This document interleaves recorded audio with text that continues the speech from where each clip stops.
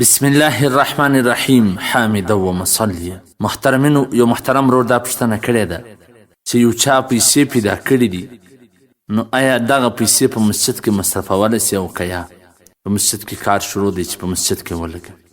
محترمینو، که چیرې چا پیسې پیدا کړي، اول خو به کوشش کوي چې هغه سړی پیدا کړي. که هغه سړی نسو پیدا، نو بیا دې هغه پیسې یو غریب مسکین ته ورکړي.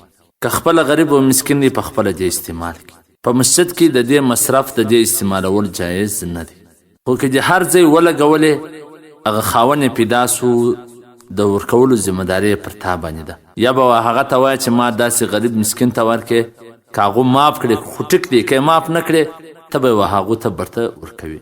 فتاوای دارالعلوم دیوبند مدلل و مکلل جلد نمبر 12 صفحه نمبر 209 په حواله سره د دور مختار علی همیشه رد محتار جلد نمبر 3 صفحه نمبر 422.